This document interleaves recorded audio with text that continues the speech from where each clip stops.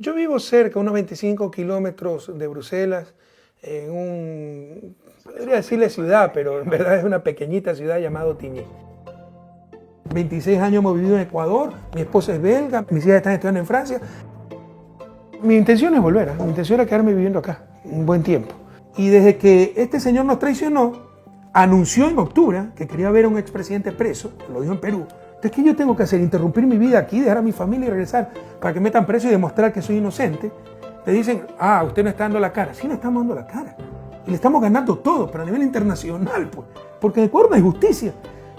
Si alguien tiene conciencia de clase en América Latina, esa es la oligarquía. Van a tener sus contradicciones internas, pero van a ser más unidos que un puño contra un gobierno que intente cambiar las cosas y te tratarán de desgastar, desestabilizar, destruir. Y esto va a cambiar cuando los derrotemos en las elecciones. Y como saben que lo vamos a derrotar, van a aumentar, a incrementar la persecución, porque su objetivo es no permitirme regresar al país y que participe en elecciones. Mi intención era retirarme de la política, intención sincera. O sea, ¿por qué iba? ¿Qué ganaba yo haciendo todo lo que hice? O sea, si hubiera querido continuar en la política, me lanzaba a la reelección y les ganaba. Quise retirarme de la política, devolverme la paz que 10 años le quité a mi familia, volver a la academia, que es lo que más me gusta. Pero la política no se retiró de mí. Empezaron a perseguirnos, a destruir la patria, y hemos tenido que ser presentes. Y ahora, si es necesario volver para ganar las elecciones, tendré que volver. A un gran costo personal y familiar.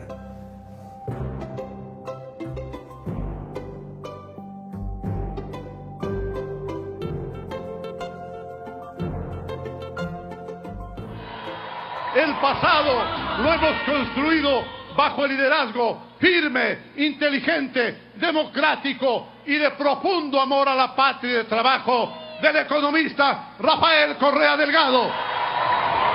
Gracias por ello. Gracias, Rafael, a la distancia. Gracias.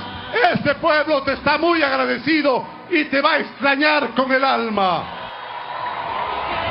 A ver, el lawfare es el término moderno de una lamentable tradición latinoamericana, que tiene sus orígenes incluso en la colonia, que es la judicialización de la política.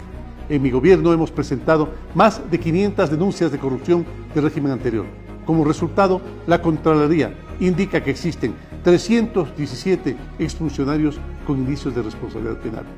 Todos esos casos ya reposan en manos de la Fiscalía General del Estado.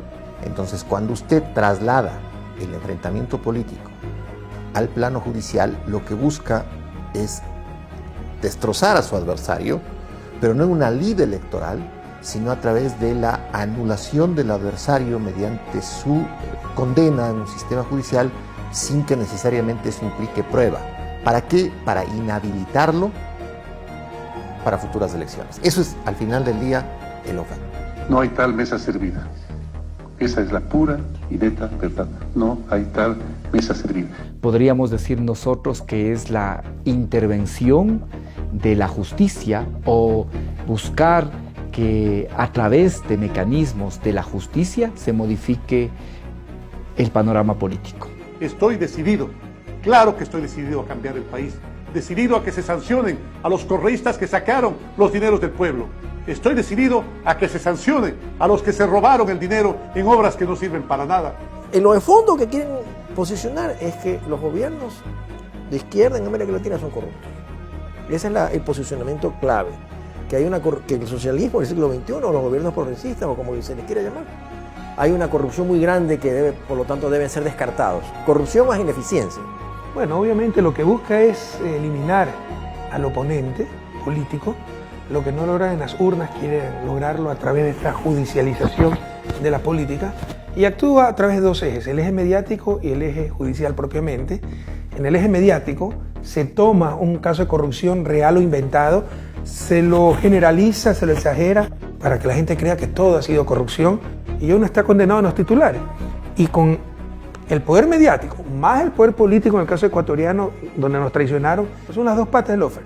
La pata mediática que logra un consenso, manipula la información y hace aplaudir las cosas más canallescas hasta la gente más noble, y la parte judicial donde jueces atemorizados, bajo presión política, presión mediática, ya solo copian los titulares de la prensa. me han retirado todos los encargos del presidente de la República, por opinar, por criticar, por denunciar, por decir la verdad, por pedidos de Abdalá Bucaram, por pedido de Guillermo Lasso, por pedido de los grandes empresarios, por pedido de los opositores, traicionando de esta manera la voluntad popular que dio el triunfo a un binomio, al binomio Lenín Moreno-Jorge Glass. Era una especie de trofeo que ese hambre atrasada que tenían las élites desplazadas del poder querían cobrarse lo antes posible. Le pregunto al pueblo ecuatoriano, ¿es adecentar la política entregar la Corporación Nacional de Electricidad a la familia Bucaram? ¿Es que acaso Abdalá Bucaram estuvo en la papeleta de Alianza País? Y ahí vimos cómo ese proceso tan acelerado para acabar con Jorge Glass tenía claramente una beta política. Sin duda, Jorge Glass era un trofeo que quisieron cobrar lo antes posible porque el haber estado desplazados del poder les dolía mucho. Yo no sé si sea culpable o no. Yo no lo tengo que determinar yo.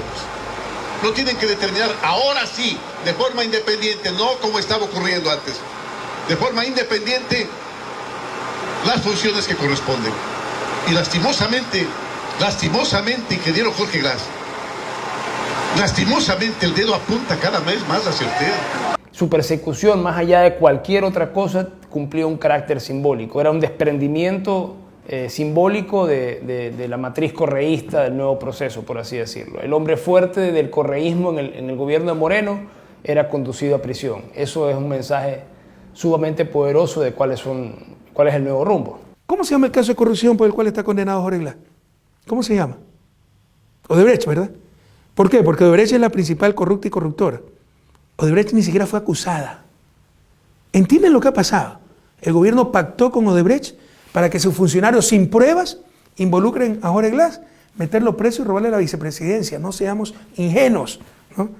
Ah, pero hubo un testimonio de un corrupto al cual le ofrece reducción de pena si involucra al otro. Eso no tiene ninguna validez. Así sea un testigo con credibilidad, el testimonio debe estar comprobado. Si no, cualquier falso testimonio te mete preso. Nada de eso hay en el caso de Jorge Glass. Él pide que le levanten su inmunidad como vicepresidente por el artículo 370, que era en lo que le quería vincular el fiscal, del Código Orgánico Integral Penal. Es asociación ilícita, pena máxima 5 años. Podía pedir libertad condicional y regresar a la vicepresidencia. Lo condenan con el código anterior y le ponen una pena de 6 años. Eso no existe en un Estado de Derecho. Todo es irregular. Por favor, por eso te digo, para que funcione la democracia es un Estado de Derecho. Necesitamos formación e información. No puede ser que las barbaridades que ha publicado la prensa por su odio a mí, por su odio a Jorge Glass, sirvan como prueba contra Jorge Glass. Ya basta. ¿Dónde está un centavo mal habido de Jorge Glass? Están sacrificando a un inocente por el odio, por la patológica sed de venganza que tienen contra la Revolución Ciudadana. Porque además lo que busca el lawfare es destrozar todo lo que ese adversario representa. La cárcel en nuestras sociedades es la sepultura de la honra, la sepultura de la dignidad de una persona. Destruye tu familia y lo que más destruye, porque la persecución ataca a tu gestión, es tu legado. Jorge no solamente está preso, está incomunicado, está aislado, está en un cuarto solo, no le hablan los policías, no le hablan los guías penitenciarios, y en estos tiempos de pandemia, sin visitas, me pregunto cómo estará. Es uno de los dolores que llevo en el alma. Mire usted, aquí en nuestro país existe perseguidos políticos. Su crimen es el viejo crimen con el que siempre se ha acusado a los sectores de la izquierda, la subversión. Sabemos lo que significa la marginación, que a una persona le digan, no, este es un subversivo, este no puede estar aquí. Su lugar es de cuidado. Si no está en la cárcel, por lo menos está bajo vigilia. Debe estar bajo vigilancia. Bueno, en el Ecuador no tenemos presidentes presos, pero no hemos perdido la esperanza.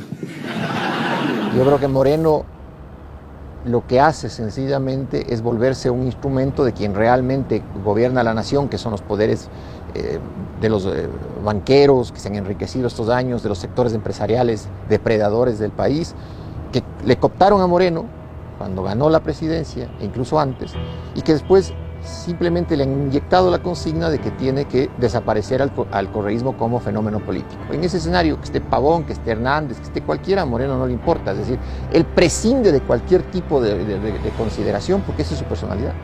Los consejeros presidenciales ecuatorianos Ricardo Patiño y Virgilio Hernández, junto a la secretaria de la Gestión Política, Paula Pavón, presentaron la renuncia a sus cargos dentro del gobierno.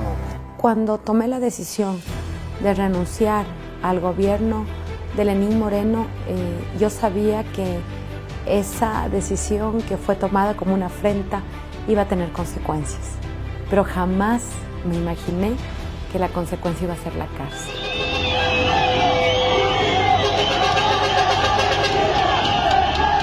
El 1 de octubre del año pasado, el presidente Lenín Moreno lanza un decreto en aras de complacer los requerimientos del Fondo Monetario Internacional, subiendo un 120% los precios de los combustibles. Esa es la verdadera razón por la cual se detona en el Ecuador un estallido social. Definitivamente los correístas están detrás de los desmanes.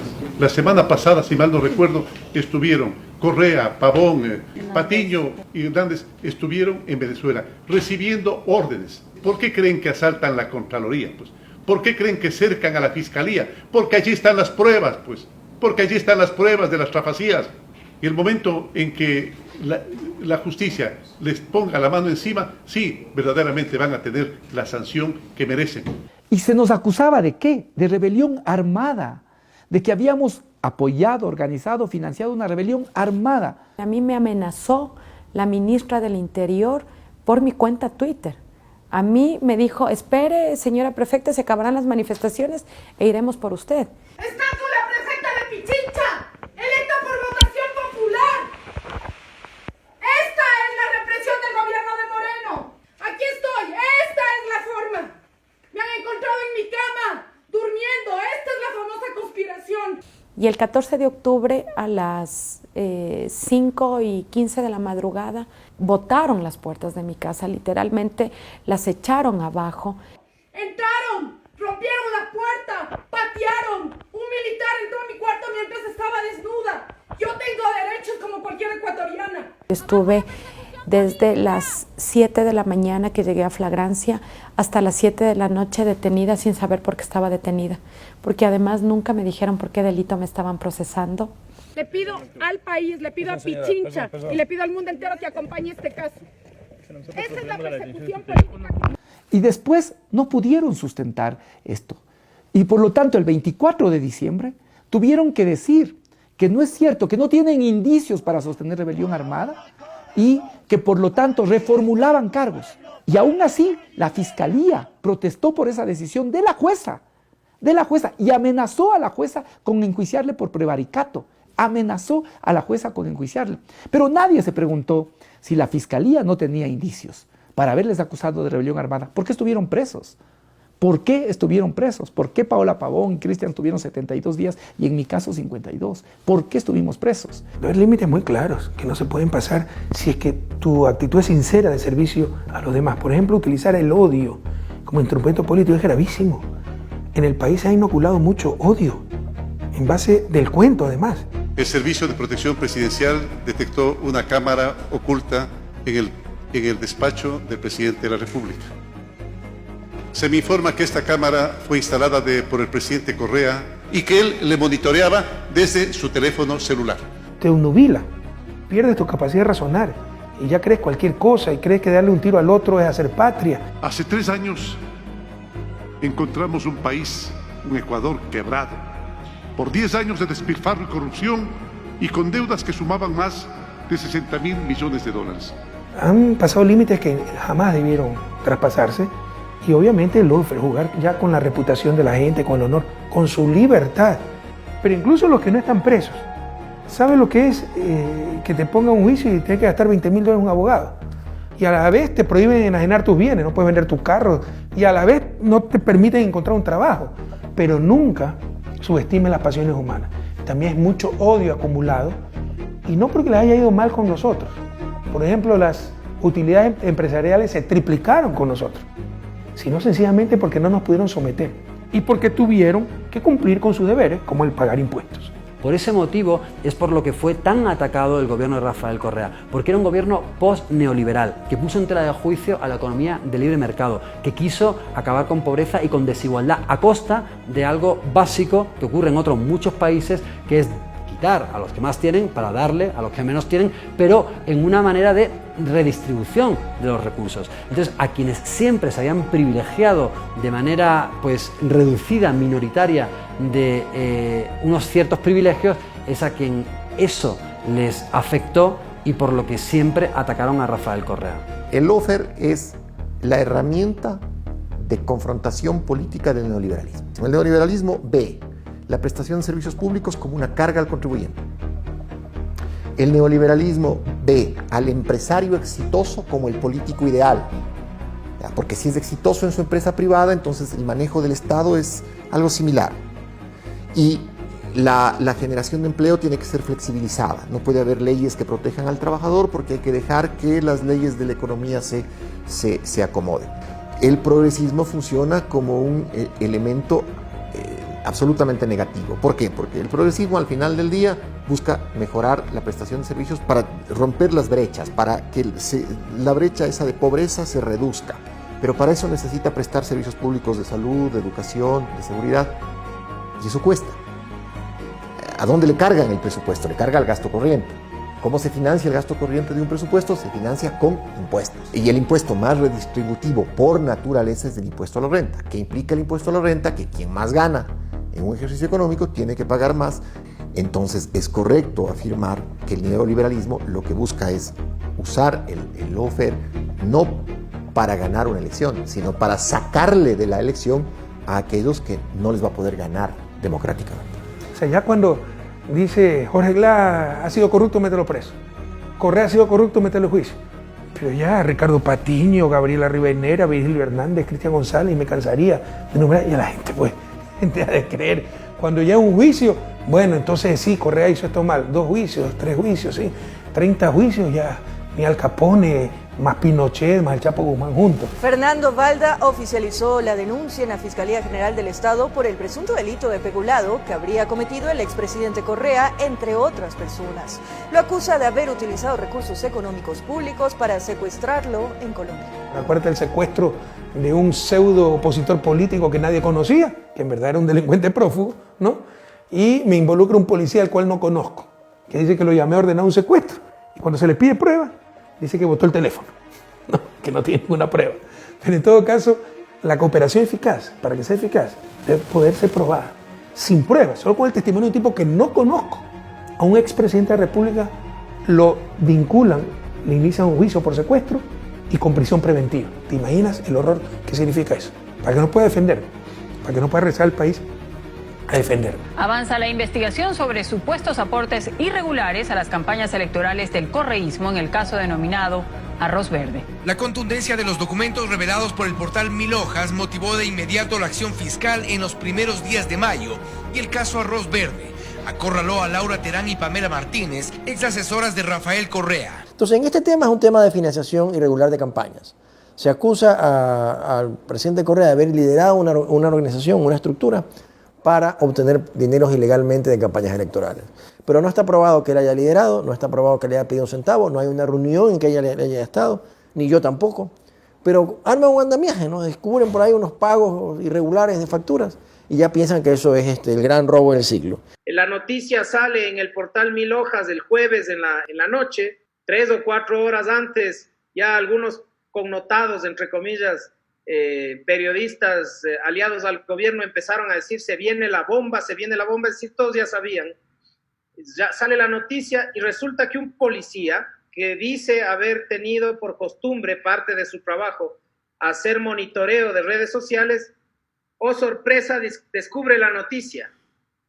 Oh sorpresa, por primera y única vez en su vida decidió que esa noticia merecía un parte policial y realiza una materialización de toda la documentación de la noticia, le genera un parte a la fiscal y la fiscal inmediatamente abre una investigación previa y detienen a Pamela Martínez en el aeropuerto de Guayaquil. El caso Arroz Verde es el más claro ejemplo donde se funde lo macondiano de América Latina con lo perverso del neoliberalismo. Porque la prueba madre en ese caso es un cuaderno escrito a mano muchos años después con cifras por una delatora premiada, en donde en el cuaderno de puño y letra ella dice: le di a fulano de tal cantidad de dinero, le di a otra persona otra cantidad de dinero, y ese cuaderno fue fabricado años después de la fecha en la que ella dice haberlo escrito. El cuaderno que además contiene los datos numéricos de las cifras exactamente igual que lo que dice el reportaje de Villavicencio y Zurita. Es decir, la señora realizó el cuaderno en la cárcel copiando las cifras que ya estaban en el reportaje de Arroz Verde. Eso es lo que sucedió. Entonces, a ver, si en un juicio normal la contabilidad de un comerciante no se prueba contra terceros. O sea, yo comerciante puedo decir: Juan Pérez me debe $200 y eso no hace prueba contra Juan Pérez porque lo escribí yo. Mucho menos en un juicio por corrupción, donde la prueba contra el supuestamente corrupto termina siendo la escritura autógrafa de una delatora premiada respecto de quien sí hay pruebas de haber recibido sobornos durante el cumplimiento de sus funciones. Pero como es delatora premiada, y el delator premiado, no se olvide usted que es la pieza fundamental del lawfare, sale de escena y es premiada con la libertad y con el vaciar la investigación respecto del delator. El problema de fondo es querer que Correa esté inhabilitado permanentemente para regresar al Ecuador, porque es un delito que no prescribe. Entonces, si Correa es condenado, no regresará jamás. Eso es lo de fondo. No, lo demás son argucias legales, tecnicismos, mentiras. Yo estoy con orden de prisión por la versión de una persona que escribe un cuaderno falso y dice que me ha dado plata. Escribe un cuaderno, apunta a una computadora y da una versión. Una cosa sin verificación, con una presión de la prensa enorme para perseguir a Correa. En la versión del representante de la constructora TGC, Teodoro Calle, uno de los 26 procesados en el caso que investiga presuntas aportaciones irregulares a Alianza País, dijo que su compañía recibió presiones no solo para contribuir a la campaña. La versión de Teodoro Calle es un constructor lojano. ¿Y cuál es la gran denuncia? Que lo presionaban para que pagara, pero no una campaña, para que pagara la inauguración de las obras. Pues eso es lo más natural del mundo. Es elemental cortesía. Eso lo hacen todos los constructores en Ecuador, en Bélgica, en todos lados. Pregunta. Cuando va el ministro, el presidente, el gobernador a inaugurar la obra, es el que hizo la obra, es el que organiza recepción. Pero algo sistemático jamás, y como tampoco jamás soborno. Es decir, dame esta plata y te doy este contrato. Eso no lo ha probado. La Fiscalía no lo probará nunca. Ningún empresario lo ha dicho, porque no es verdad. Todo un invento para tener de qué acusarlo. Creo que el caso Arroz Verde, ahora sobornos 2012-2016, demuestra, incluso hasta en su caracterización, primero tiene un nombre, luego tiene otro, en el tiempo. Nos interesan las elecciones, pero no la de Moreno, o sea, lo cortan aquí para que se investigue solo este periodo. Está muy dibujado, todo para perseguir a ciertas autoridades y ponerlas en la picota. Para mí no hay una prueba fehaciente que él es responsable de esto. Creo que lo máximo que le han dicho creo que es $6.000 que recibió de ese fondo de sobornos, le llaman, antes llamaban Arroz Verde, ¿no? Que le dieron $6.000. ¿No? Bueno, pues eso es absurdo, ¿no? Decir que un presidente recibió $6.000 y que por eso él tiene una responsabilidad penal. Claro, la intención de eso es decir, es que él armó todo ese aparato. ¿Pero dónde están las pruebas de que él se benefició de eso? Cohecho, el delito por el que serían llamados a juicio los procesados en el caso Sobornos podría terminar con el futuro político de los exfuncionarios y funcionarios juzgados. Además, es un delito que puede ser juzgado en ausencia e impedir el retorno de los prófugos a Ecuador por siempre. El cohecho es lo único que les quedaba a ellos, no es lo que la gente hizo, y algunos no hicieron realmente nada. Pamela, Odebrecht, quizá el señor Verduga, que reconoció haberle entregado dinero directamente a Pamela, Laura Terán, quizá un esquema de complicidad con lo que hizo Pamela Martínez, y uno que otro más de pronto, pero el resto de personas están injustamente procesadas y sentenciadas en este caso. Si había una organización criminal dedicada a los sobornos, cuya cabeza era el presidente de la República, el vicepresidente no se iba a dar cuenta. Y el vicepresidente, hasta el 2013, fue Lenín Moreno Garcés.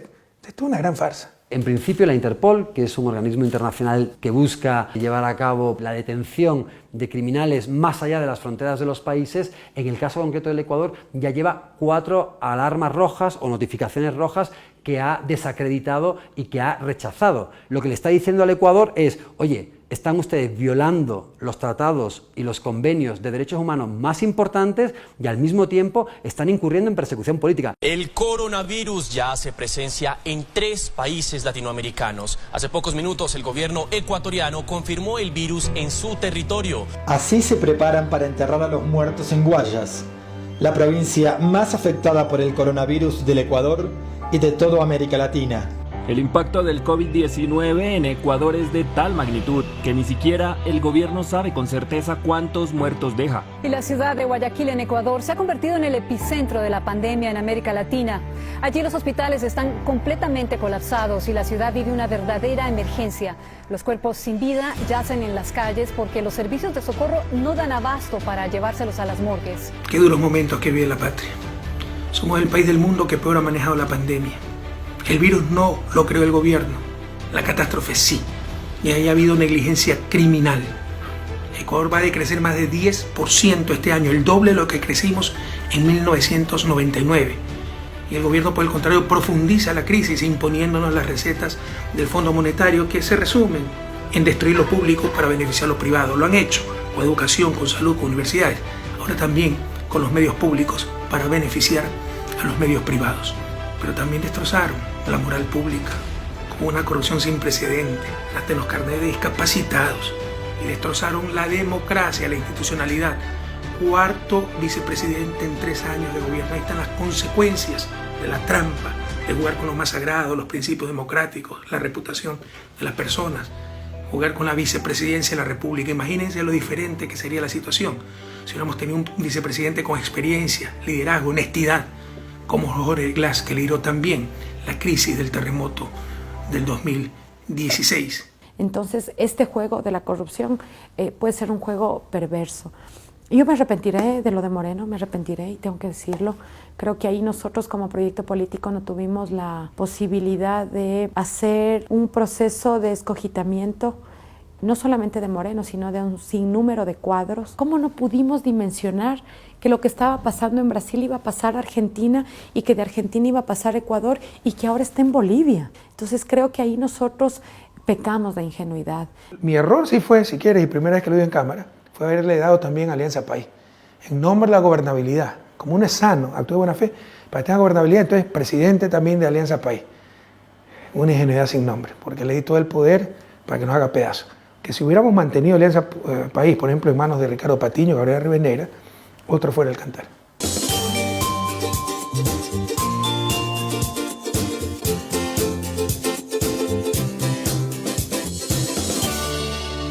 El gobierno de todos. Vamos a crear el Metroférico de Quito, que conectará La Carolina con el Aeropuerto Internacional Mariscal Sucre de Tababela. En este sentido anunció una mega obra para la costa del país, la construcción del tren playero.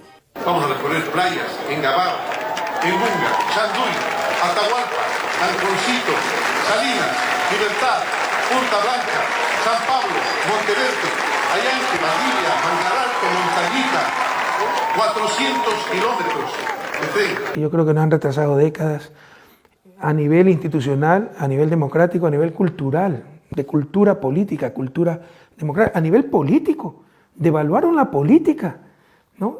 La palabra, o sea, destruyó la democracia. Entendamos que democracia no es dar una patente de corso, un cheque en blanco al que fue electo para que haga lo que le da gana, es que cumple el programa que ofreció en campaña, por el que se votó en las urnas. Desde que votó a la basura ese programa, Moreno rompió la democracia, devaluó la política, ha devaluado la palabra presidencial, nos ha destruido nuestra cultura democrática. En más de una ocasión escucho que fue que pasó de las casas, que fue de las casas que ofrecieron. A quienes critican que no estamos atendiendo el tema de vivienda, les invito a comparar las 20.000 casas de este año con el de la década pasada, en la que apenas se entregaron 8.000 viviendas anuales. Espero que aprovechen de la mejor manera esta cancha y todas las instalaciones deportivas que estamos haciendo. ¿Yo qué voy a criticar a un Nobre Moreno? Pues no ha hecho nada, pues sus 2 canchas sintéticas, o sea, las voy a criticar.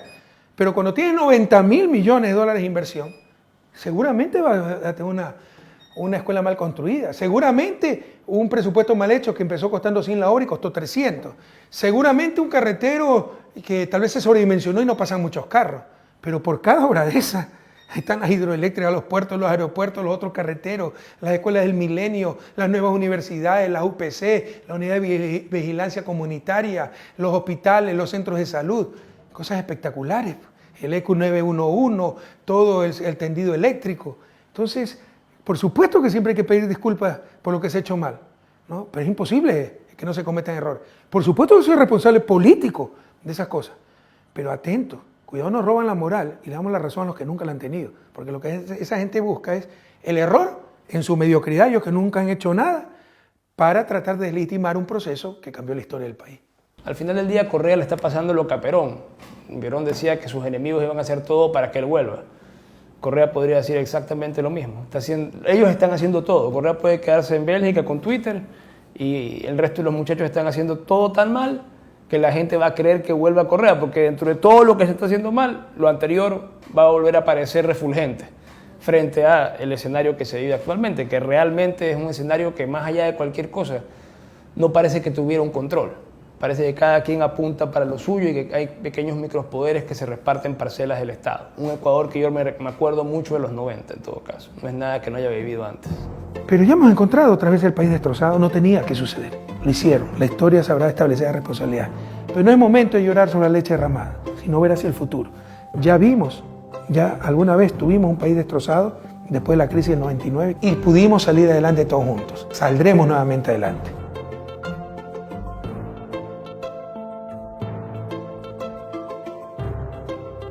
Pudimos cometer cualquier error, salvo uno. Jamás nos equivocamos de lado. Siempre estuvimos con la patria, siempre estuvimos con la grande mayoría, siempre estuvimos con la verdad, siempre con la justicia.